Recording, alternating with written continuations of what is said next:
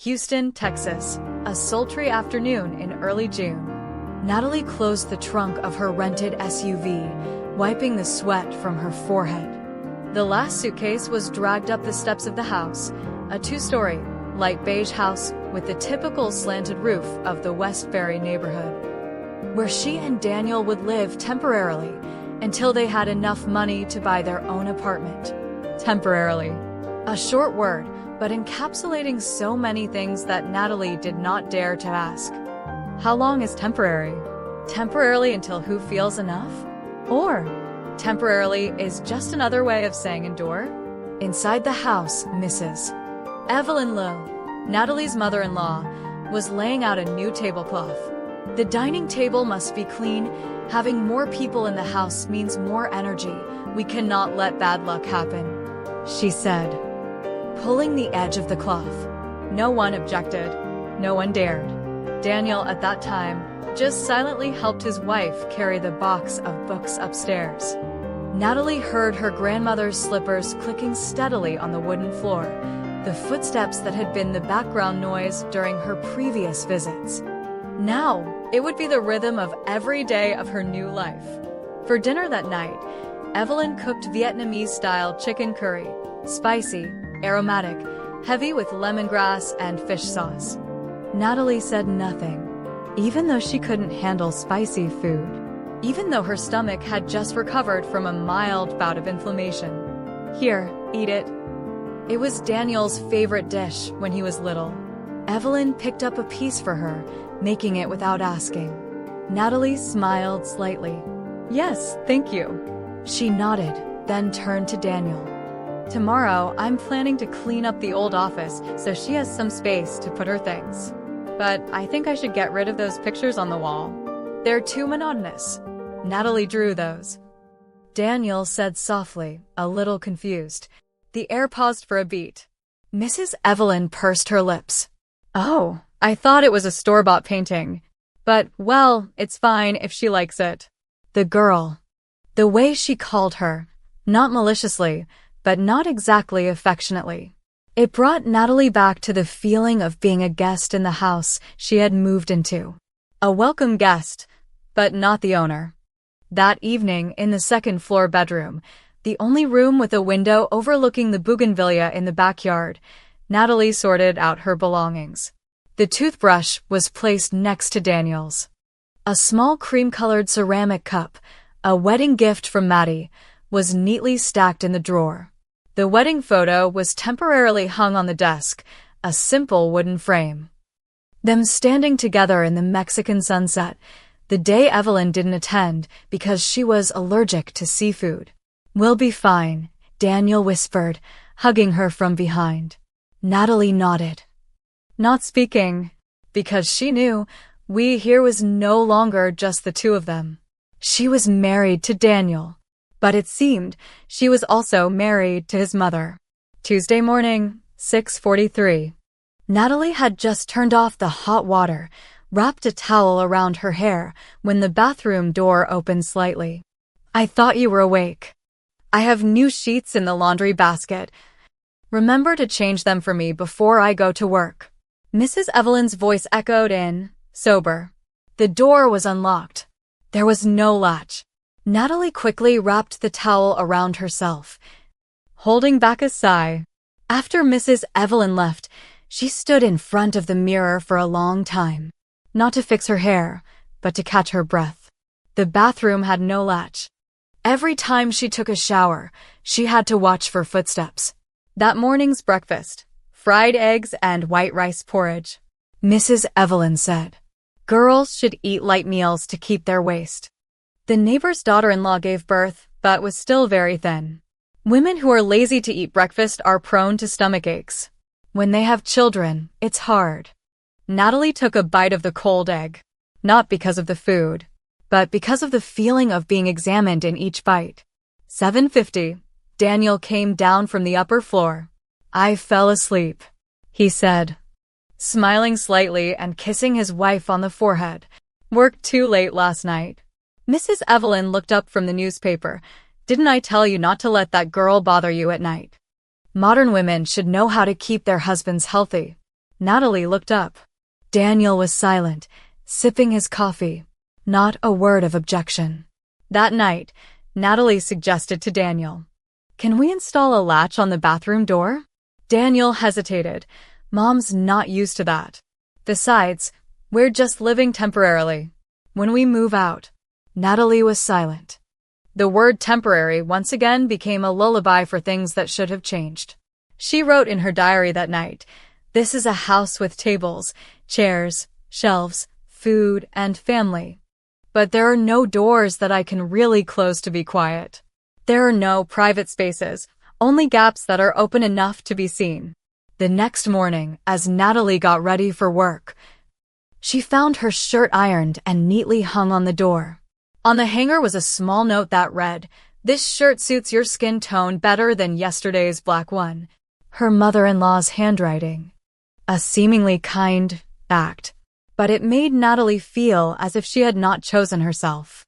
Memory: San Jose, California, when Natalie was 11. Her kitchen was small, with gray tiles. Her mother, Mrs. Dung, always got up earlier than everyone else, not to cook, but to check that everything was neat. The breakfast table was a review. The chopsticks had to be placed straight. The plate of eggs had to be centered. A girl's eyes had to look down. Children shouldn't argue with adults. Her mother said, without raising her head. "Yes. I just wanted to ask," Natalie whispered. "Why ask? Be quiet. Mom is talking." Natalie learned that lesson quickly. That, when there are adults around, you should be quiet. That, when being wrongly scolded, protesting only makes the story longer. And that, politeness is a form of safe existence. One evening when Natalie was 15, her mother discovered that she was writing a diary. Not that she wrote anything wrong, just wrote. Why write down all those things in your head? If a girl thinks too much, her husband and children will suffer. When you get married, remember to keep your mouth shut and your thoughts. People say you don't love her, so you have to keep quiet. Being smart is knowing when to keep quiet. Natalie didn't protest. She just tore up the diary, threw it in the trash, and bought a new one, smaller, thinner, and better hidden. Back to the present. Houston, Texas. Natalie was sitting on the bus, holding a notebook to make notes. But instead of writing about designs, she wrote down a sentence over and over again. "I'm not wrong for needing my own space. I'm not wrong for not wanting anyone in the bathroom. I'm not wrong." That night, she didn't eat dinner. Told Daniel that she was a little tired. He nodded, not asking any more questions. But Evelyn left a bowl of soup outside the door. No knocking. Just leave it there. Women are weak. Who can take care of children? Her voice echoed as Daniel was clearing the dishes in the kitchen. Natalie sat inside.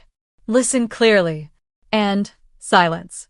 She wondered if she had grown up in a family where women were asked, "What do you think?" Then perhaps today she would have known to speak up before being interrupted. Sunday, family meal. Evelyn made beef noodle soup. Daniel chopped vegetables. Teresa, Daniel's cousin, was there as usual. Natalie was not asked what she wanted to cook. No one asked if she liked beef noodle soup. No one asked if she was okay. As Natalie sat down at the table, Evelyn began. "It's been months and there's still no good news. Women who get married and don't have children, people judge them." Natalie was silent, holding her chopsticks. Daniel rolled his eyes at his mother, but didn't say anything. Evelyn continued, her voice as light as the wind. "When I was your age, I gave birth to Daniel. I had to give birth, go to work, and take care of the house.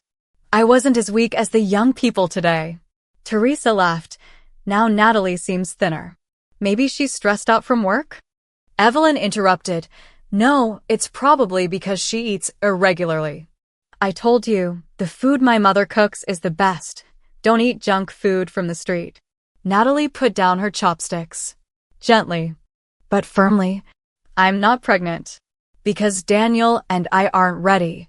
And, Mom, I'm not weak. I'm just tired of pretending that everything is fine. No one said anything. Natalie looked straight at Evelyn.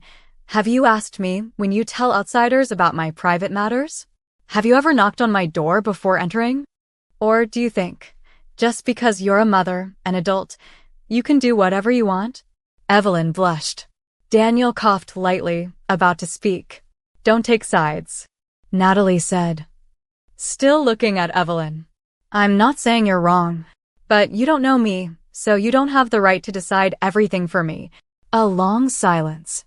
Not Natalie's usual silence, but a silence that made others listen.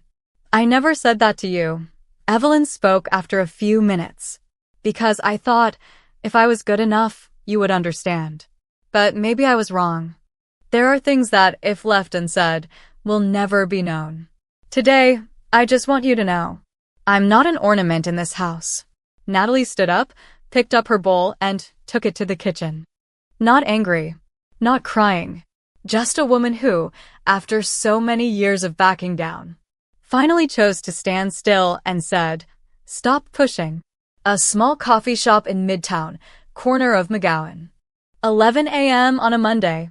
Natalie walked in, no makeup on, her hair tied back, her eyes still slightly puffy from crying or lack of sleep. It was unclear. Maddie was already sitting, stirring her iced coffee. She didn't say, what's wrong, or you look tired. She just pushed the matcha latte towards Natalie, just the kind she liked. Low sugar, no ice. Thanks, Natalie said softly. You're welcome.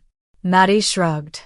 A moment later, when they'd both taken a few sips, Natalie looked up, her voice hoarse. I'll tell my mother-in-law. Too strong? Maddie still didn't look surprised. No. But for the first time, I didn't apologize after I said it. Maddie nodded. No compliments, no over-encouraging words. Just confirmation that something that was supposed to happen had happened. You know, Natalie whispered. I used to think, if I just held on a little longer, things would be easier. It's like walking barefoot on hot rocks. Just grit your teeth and you'll get through it. But I forgot, if I kept walking, my feet would burn. Maddie looked out the window, the bustling Houston streets, strangers passing each other in silence. I lived with my ex-mother-in-law for almost 2 years.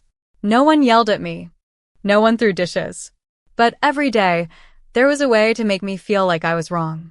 Natalie looked at her, hearing Maddie mention that time for the first time. I cooked. She said I seasoned it lightly. I cleaned. She said I wiped in the wrong direction. I slept until 7. She said girls who woke up late were lazy. I woke up at 6. She said I was making noise. When did you leave? Natalie asked softly. Maddie shrugged. When I realized I was a very obedient child, and that's why she thought I could keep listening. Silence. The space between the two friends was not filled with advice, but with recognition. Maddie leaned toward Natalie. You know what, Nat? I don't admire you because you're so good at taking it. I admire you because you're learning not to take it. Natalie smiled softly, her first real smile in days. It's been a long time since I felt like I was with someone who genuinely wanted me to be well. Not just wanted me to be quiet so they could be okay. Wednesday evening, 6:45 p.m. Natalie walked into the house, bag over her shoulder, box of new blueprints clutched across her chest. Daniel was already home, typing on his laptop in the living room. Evelyn was heating up soup. She didn't say, "Hi, Mom," as she usually did. Evelyn didn't turn around. Not because she didn't hear, but because she did hear, but waited for the familiar hello that didn't come. No one said anything. Dinner went on in suspicious silence. Amaranth soup, braised fish, pickled cabbage. Natalie scooped her own portion. Eat slowly. No talking. Daniel picked up food for his wife, an unconscious movement. Evelyn saw it, put down her chopsticks a bit. You've been working all day. You must be tired, she said. Natalie nodded. Nothing more. After the meal, she washed the dishes. Didn't make tea for her mother-in-law. Didn't offer fruit. Didn't ask. Do you want me to do anything else? Evelyn silently watched the TV, but her fingers pressed the remote, constantly changing channels. 10:20 p.m. Bedroom. Natalie folded her laptop, lay down on the bed. Daniel had just finished showering, dried his hair. Are you okay? He asked. Natalie turned, her voice even. I'm not okay. But I don't need to explain every night to be understood. Daniel was stunned. It was the first time he had heard Natalie say that, directly, but not harshly. What happened on Sunday? Mom didn't mean it either, he said softly. Natalie laughed, not mockingly, just tiredly. If someone stepped on your foot every week, and every week said, not on purpose, do you have the right to want them to stop coming closer to you for a bit? Daniel didn't speak. He looked at her for a moment, then turned back to lie down, turning off the light. The room was plunged into darkness. For the first time, no one had taken the initiative to say good night.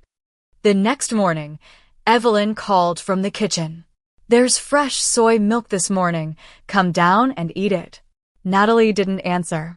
She went straight to the door, carrying her own bag of food.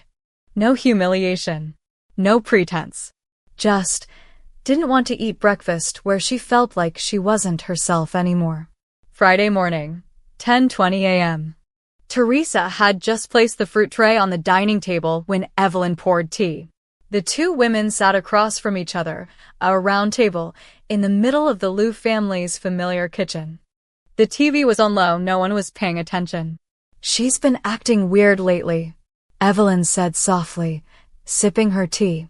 No more smiling, no more asking questions. As if her mother-in-law were a stranger.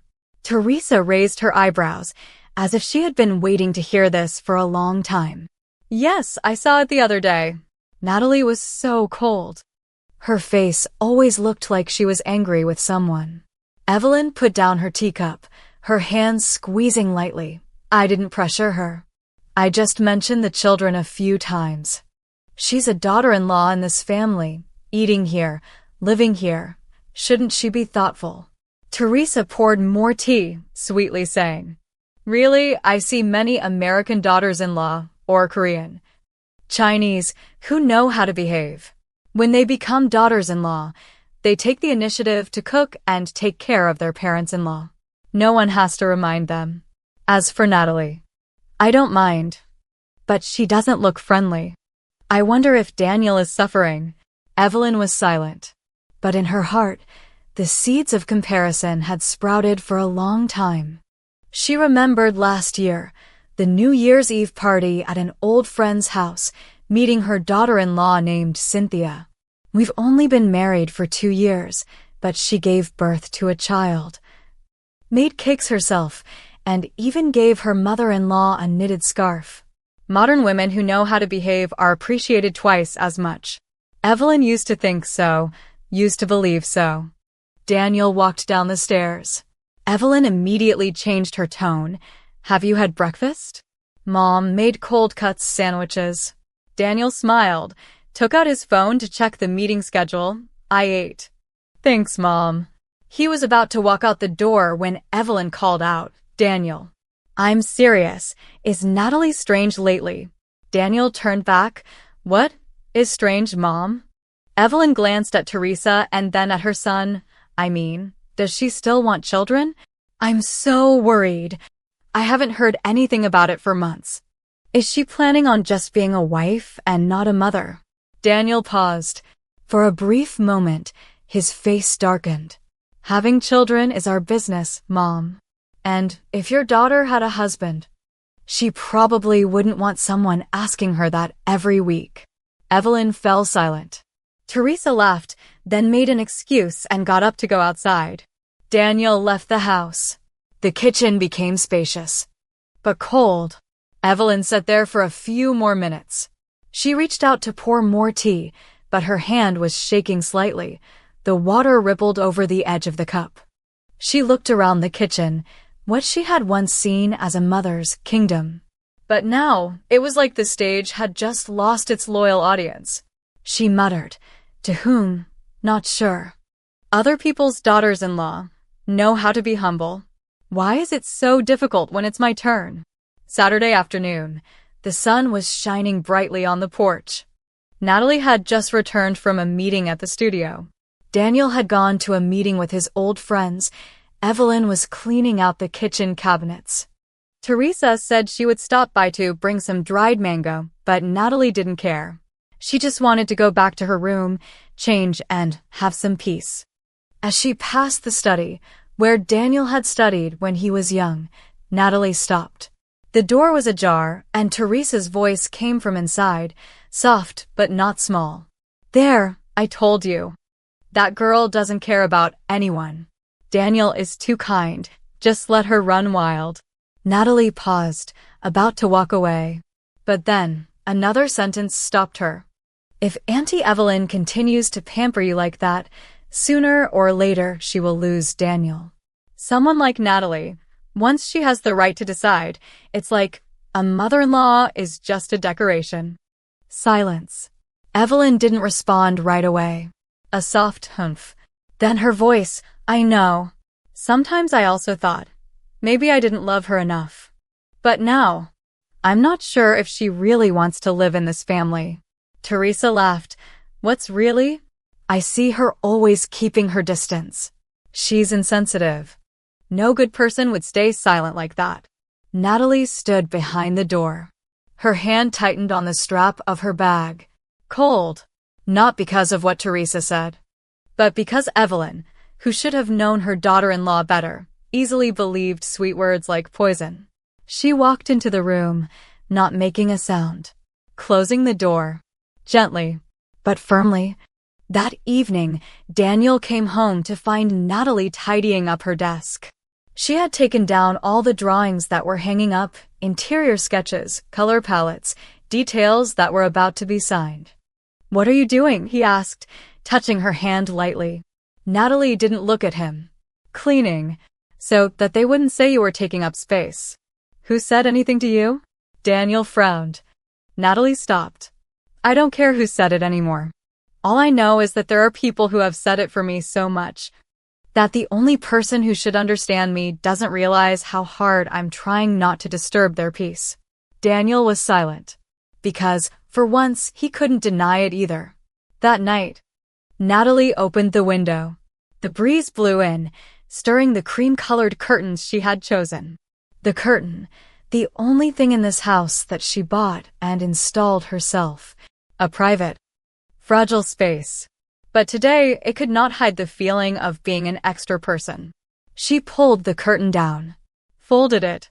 "From now on, if you cannot be looked at with fair eyes, then don't let anyone see through you anymore." Sunday afternoon. It was drizzling. The air was humid. Natalie decided to tidy up the bookshelves in Daniel's room. Not to help her mother-in-law. She needed something to keep her hands busy. To keep her mind from replaying the conversations in her head. At the bottom of the closet, behind a layer of old newspapers and a box of electronic cables, she found a clear plastic box. The lid was a little dusty, but still tightly closed. Inside, some of Daniel's elementary school certificates, a few birthday cards, and a small wooden frame, yellowed with age. In the frame, a photo of the three of them. Daniel, a slightly forced smile. Evelyn, her arm around his shoulder. And a young girl, long, wavy hair, bright face, radiant smile. Natalie breathed slowly. Not jealous, not suspicious. Just wondering. On the back of the photo, written in blue ink, "Clara, Thanksgiving 2016. Clara. A name Natalie had never heard Evelyn mention. Or mentioned. But not called? She placed the frame on the table. "Sit down." In her heart, it was not the insecurity of a wife, but the intuition of someone who had been compared without knowing it. That evening, when Daniel returned from his shift at the company, Natalie asked softly, "Who is Clara?" Daniel looked up from his shoes. "Clara?" Natalie did not say more. Just put the photo on the table.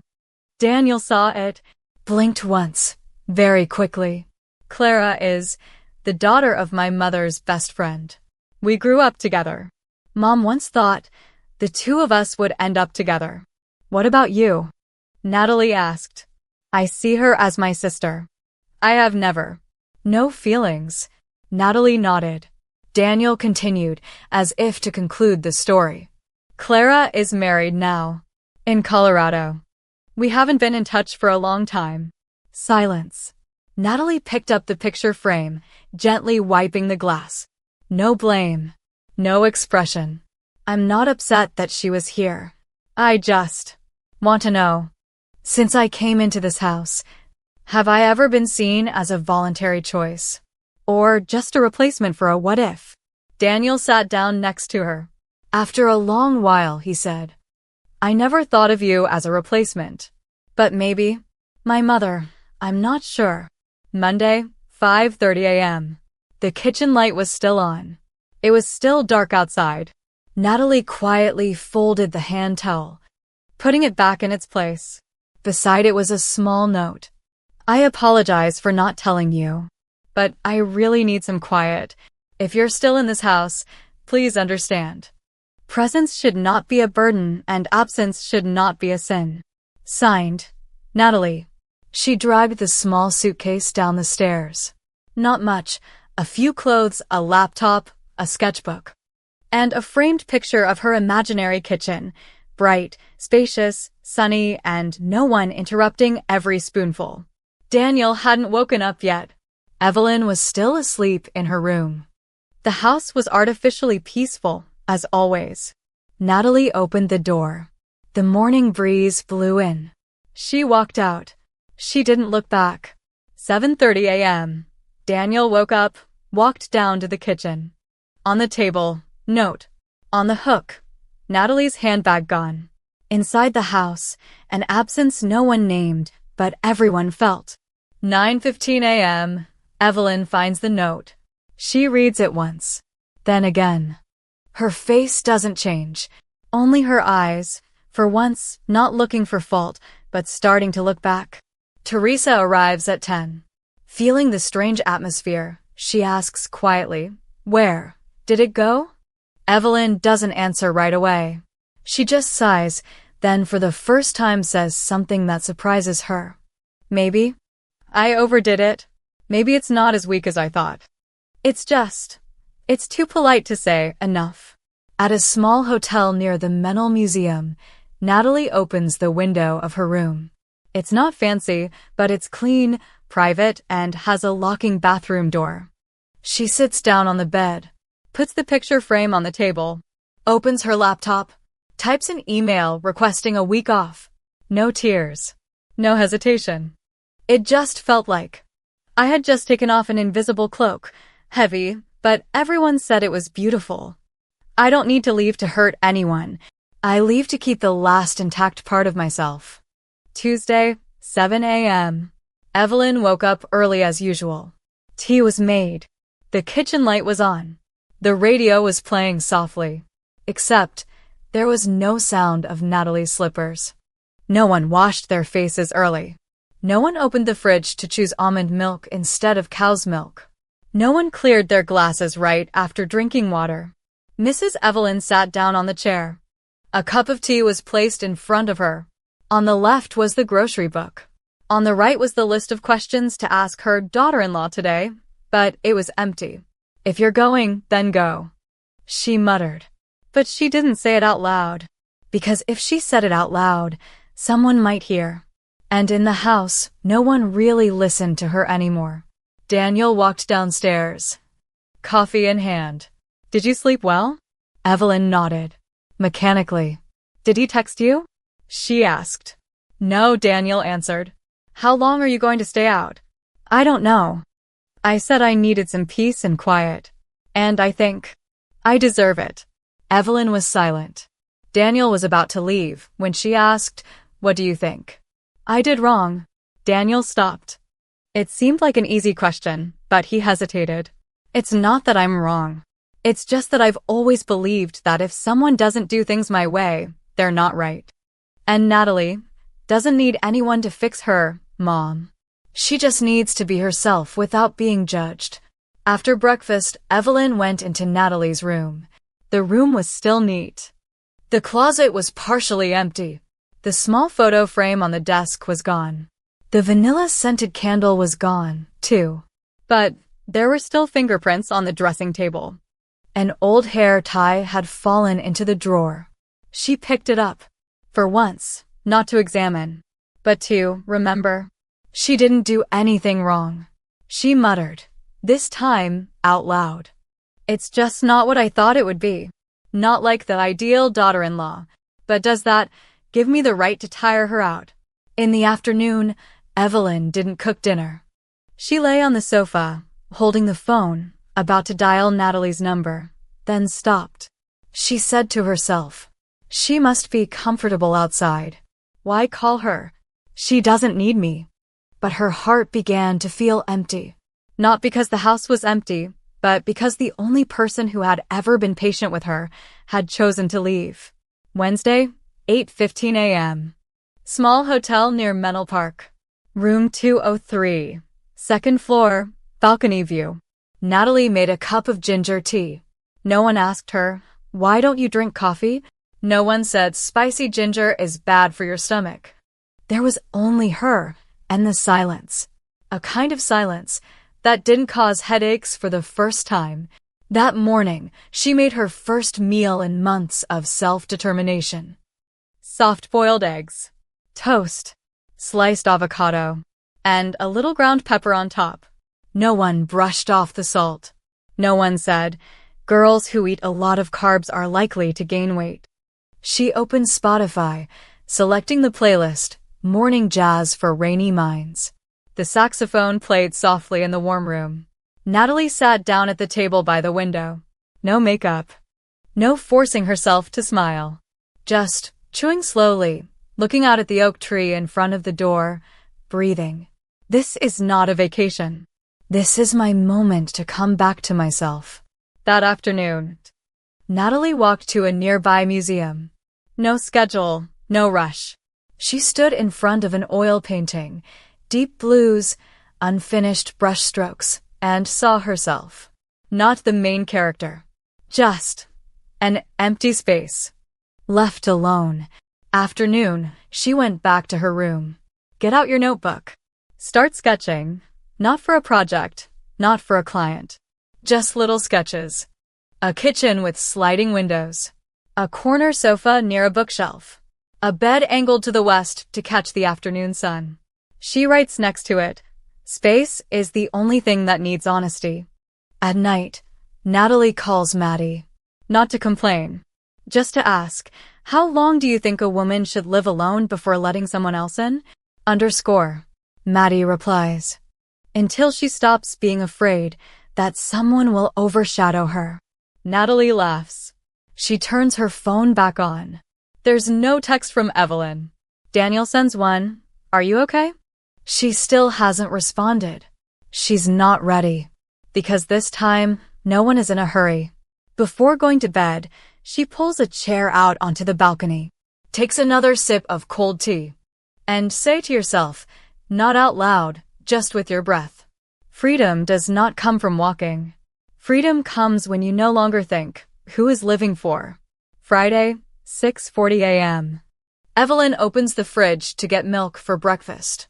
A strange smell. She bends down. The vegetables in the bottom drawer are rotten. The milk is almost expired. There are only 2 eggs left. That's strange, she mumbles. I just went to the market last week. But then she remembers, no, she didn't. Natalie did. It was always Natalie. Every Saturday. She even wrote a list on a yellow sticky note and stuck it on the cupboard. Almond milk, unsweetened. Organic eggs, grade A. She turns to look at the dining table. No flowers. Natalie used to buy small bouquets at the weekend farmer's market. Nothing fancy, just a few sprigs of daisies, lavender, or baby's breath. Put them in a white vase, set in the middle of the table. No one asked her to do it. No one ever thanked her. She turns on the coffee maker. The coffee smells a little harsh today. The water was a little thick. There were no clean cups on the shelf. Evelyn frowned. She washed it herself. For the first time in years. That afternoon, she planned to make chicken soup. When she got the knife, she couldn't find the small wooden cutting board. Suddenly, she remembered. Natalie used to keep a separate one for cutting coriander and garlic. Because, she said, Mom always cuts with the chicken knife. I'm afraid of getting infected. Evelyn used to laugh. What a fuss. No one was so meticulous in your time. Now, standing alone in the kitchen, she couldn't laugh anymore. Daniel came home in the afternoon. He took off his jacket, looked around. Why aren't there any roasted vegetables today, Mom? Evelyn blurted out, Oh, maybe Natalie isn't here. Daniel nodded lightly. I miss that. So do you. Evelyn replied, softly. That night, Evelyn went to Natalie's room. The room was the same, neat, with a faint scent of wax. On the dressing table was an uncapped bottle of lipstick. She tried to close it, but her hand hesitated. Her eyes stopped on the brown leather notebook. She opened it. It was just a blank page. But on the back, there was a folded piece of paper. Things I do every week, to remember. Wipe the refrigerator doorknob. Remove hair from the bathroom drain. Fold the blanket my mother-in-law leaves in the bucket on the sofa. Replace the old vases every Sunday. Evelyn folded the paper. Her hand shook slightly, not because she was angry, but because for the first time she understood what it meant to be cared for without knowing she was being cared for. Saturday, 3:45 p.m. Dry sun, light wind, empty house. Evelyn sat on the second-floor balcony, where Natalie had once planted a few pots of rosemary and mint. Now there was only dry soil, withered leaves. The wind blew, occasionally dropping a withered young stem. She looked at her phone. The screen was still. No new messages. No missed call notification from Natalie. And she knew. Natalie wouldn't call. Because she had been too proactive. 3:57 p.m.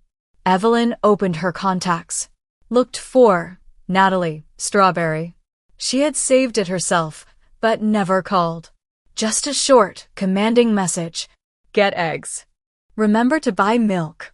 Don't forget to pick up your laundry. She pressed the call button. Her hands didn't shake, but her heart skipped a beat. The beep sounded. 1, 2, 3. Then the other end picked up. Hello. Natalie's voice. Not cold. Not eager. Just as if waiting to hear what the other person was going to say. Evelyn didn't know where to start. She had a prepared sentence in her head, but this time, the only real thing that came out was, How are you? A short pause. Natalie replied, softly, Yes, I'm fine. Thanks for asking. Evelyn nodded, knowing the other end of the line couldn't hear. She tightened her fingers on the phone. Mom. Just calling to say. Thank you. Natalie was silent. She didn't interrupt. Thank you for doing so many little things that I never noticed. Thank you for being polite, even when I was uncomfortable. And thank you for not rebelling, just choosing to leave. Evelyn's voice didn't tremble, but it was soft. For the first time, after years of living by rigid rules, she realized that softness did not mean weakness. Natalie sighed softly. Then she replied, slowly but clearly. I didn't wait for you to call, but I appreciate you calling, Evelyn said softly. I don't know if you want to come back, but if you ever feel ready, there's a room in the house, clean and no one is allowed in except you. Natalie smiled. She didn't answer right away. Mom, she said finally, I don't need a room to come back to, just a place where when I walk in, no one will look at me like I need to be retrained. Evelyn's voice choked, but she nodded. I understand. I will learn.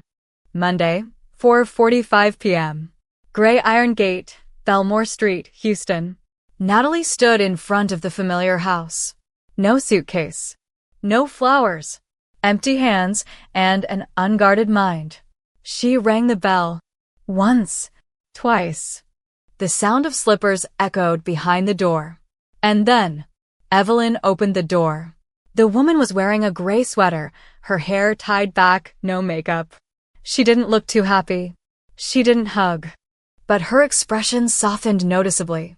"You're here." Natalie nodded. Evelyn moved aside, opening the door wider. "Come in. I'll make tea." The kitchen was the same, but the atmosphere was different. No voice reminding.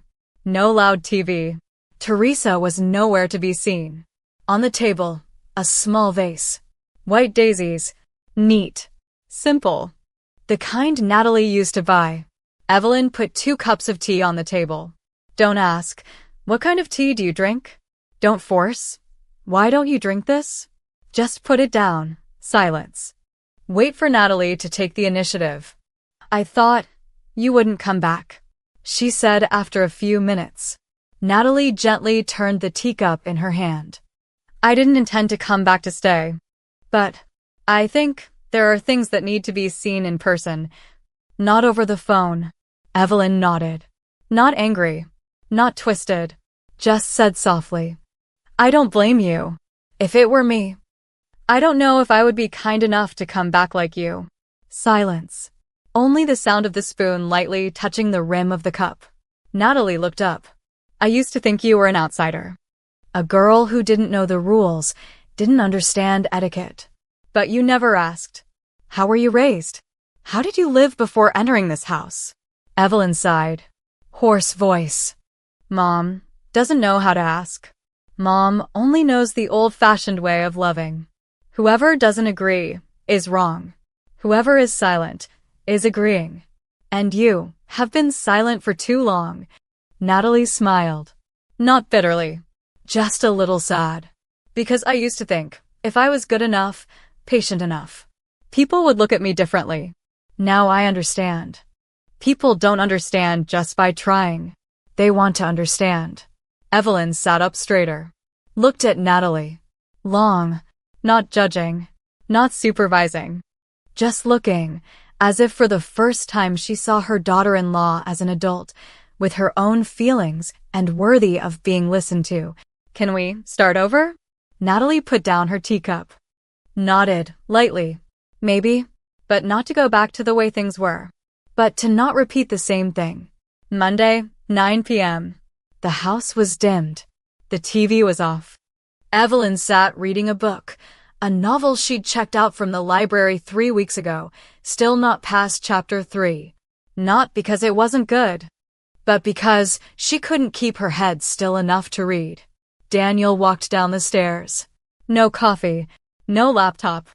Just a bottle of water in his hand, and a question that had been hanging over his head all afternoon.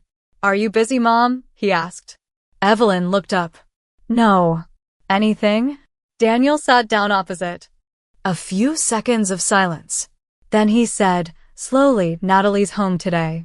Evelyn nodded. Not surprised. "I know. She came over this afternoon."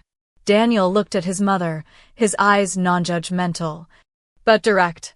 "Do you know why I left?" Evelyn put down the book. She folded the bookmark, looking at her son. "I know. And I talked to him. I apologize too." Daniel nodded. But he didn't intend to stop there. "I have a question I've wanted to ask you for a long time. I just never dared to ask." Evelyn leaned back slightly. Daniel's words had a rhythm that she found strange. "What question? Have you ever thought you were wrong?" The room was as quiet as if someone had just unplugged it. Evelyn looked at her son. For a long time, her eyes weren't angry, just clearly aged. "What's wrong?"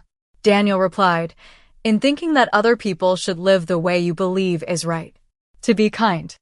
In demanding gratitude from Natalie, when you've never shown her any recognition." Evelyn turned away, looking at the shelf where the family photos were. "Mom just wants a peaceful family. Mom wants a daughter-in-law who knows how to behave, who keeps order, like what she was taught." Daniel interrupted, softly but firmly. "And you put it on others like a mold.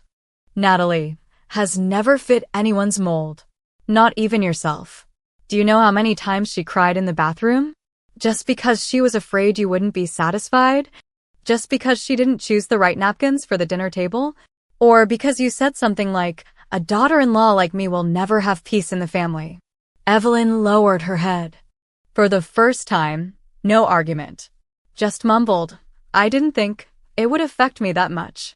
Daniel sat still, breathed deeply. Mom. The silence of a good person is also a form of hurt.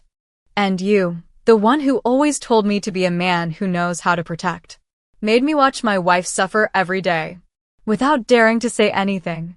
After a while, Evelyn said, quietly, So, you blame me? Daniel shook his head. I don't blame you. I just want you to know, I was partly wrong, for not speaking up sooner. Evelyn clasped her hands lightly. You didn't learn how to be a mother-in-law. You just brought the way of being a mother from the past, and thought it was still suitable for people today. Daniel walked over and put his hand on his mother's shoulder. I don't need you to change everything. I just need you to see Natalie as a person, not as a daughter-in-law who needs to be disciplined. Sunday, 6:30 p.m. The rain had just stopped in Houston, and the streetlights cast a damp glow on the sidewalk. Natalie wore a charcoal sweater, her hair tied back loosely, and she carried a box of homemade raisin cookies. No one asked her to bring anything. No one said, be on time.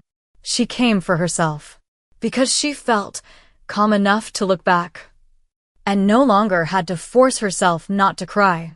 Daniel opened the door. No hugs, no rush. Just looked at her for a moment, then said softly, I prepared your favorite part, roasted vegetables. Natalie nodded slightly. Thank you. There were 3 people at the dinner table tonight. No Teresa. No guests. Only Evelyn, picking up vegetables, asking no questions other than, would you like some soup? Natalie smiled. Yes. Thank you, Mom. During the meal, no one talked much. No one asked, when are you going to have kids? No one said, it's been a while, you must be busy. No. Only the sound of spoons lightly touching bowls. A soft exhalation as Evelyn ladled more soup. Daniel told her about the company. Natalie listened, but didn't comment. Evelyn told her that she had bought a new pot of lavender. Natalie said, softly, that species needs more morning sun than afternoon sun. Evelyn nodded. No reaction. No, I know. Just nodded and remembered. When the meal was over, Natalie stood up to clear the dishes. Evelyn started to stop her, but then stopped. Just leave it there. I can clear it. Natalie looked at her. Not with a suspicious look, but, for the first time, with an even look. It's okay, Mom. I didn't help to score points. I helped, because I still felt like I was at the table. Daniel looked at the 2 women in his life. One was the place he hid when he got bad grades. The other was the place he wanted to return to after a tiring day. For the first time, neither pushed the other away from the dining table. Neither tried to take up the other's space. As Natalie was about to leave, Evelyn opened the cupboard and took out a small bag. Mom just bought some chamomile tea. I can't sleep, try this.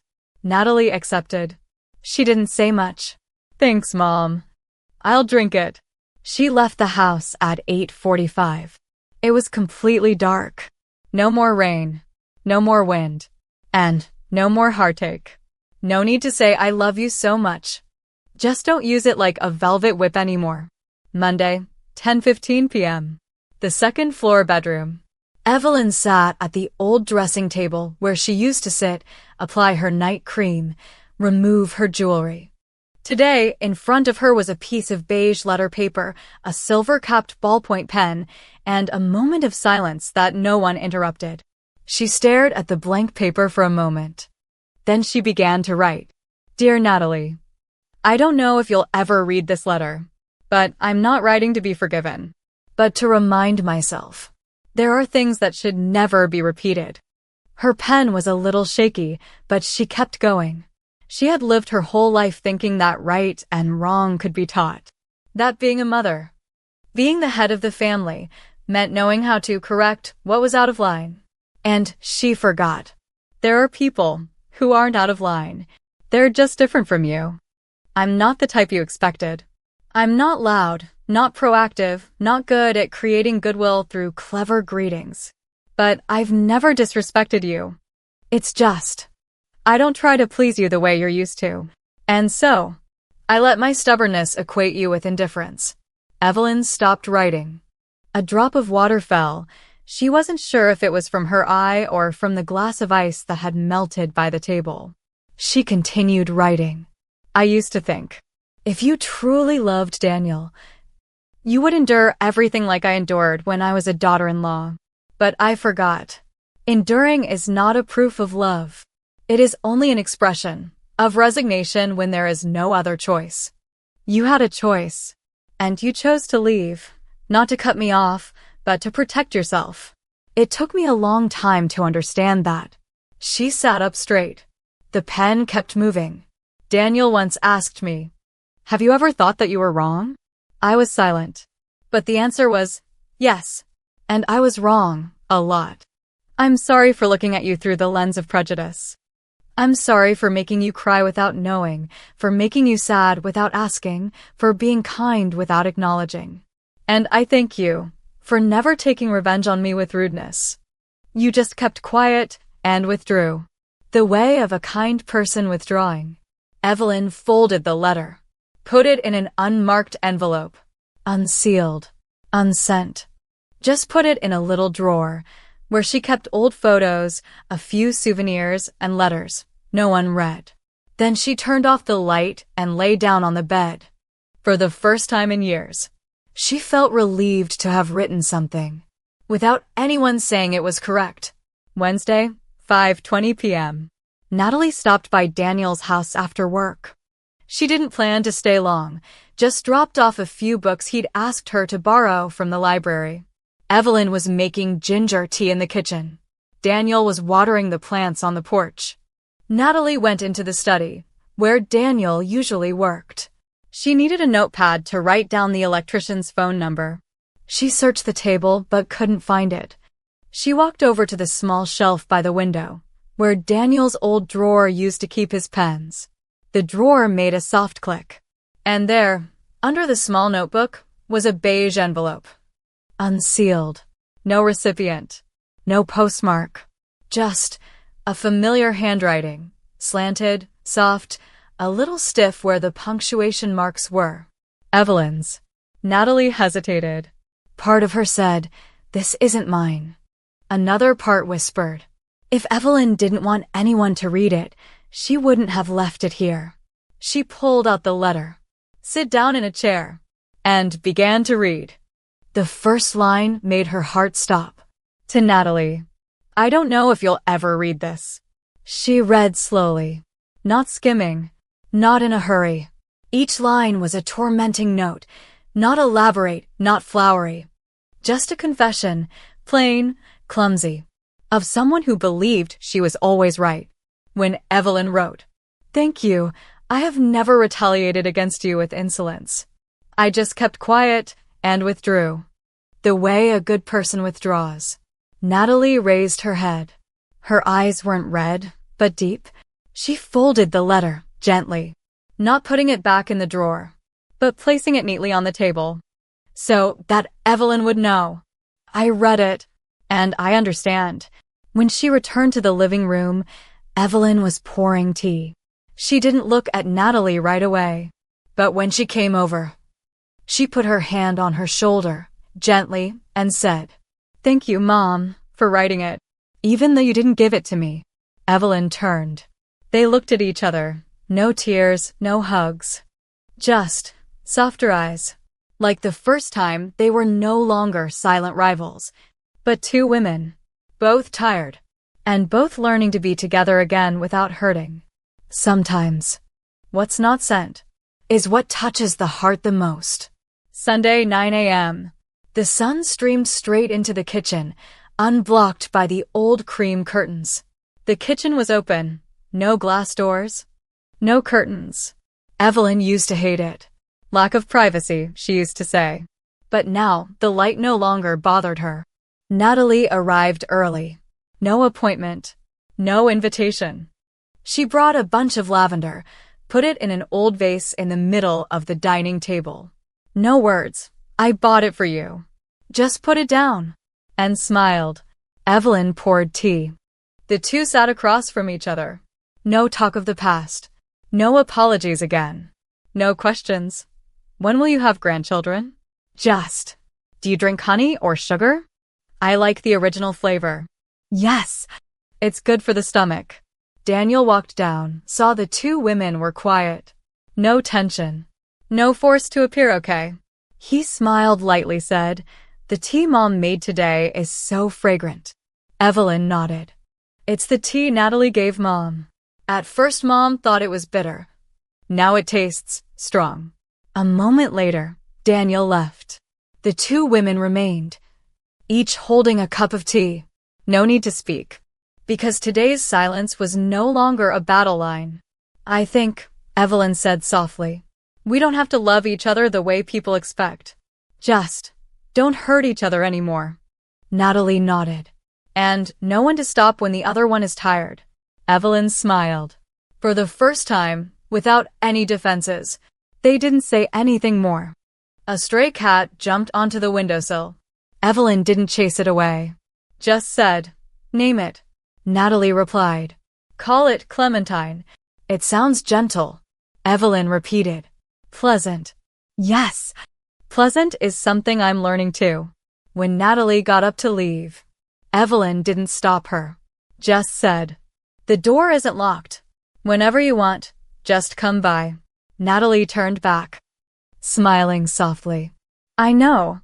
She stepped out of the house, the sun on her shoulders. The wind was cool. No curtains, no doors. But the house, for the first time in years, no longer made her feel like a stranger. Sometimes a hug doesn't have to happen. Just, people stop backing away when you walk in the door.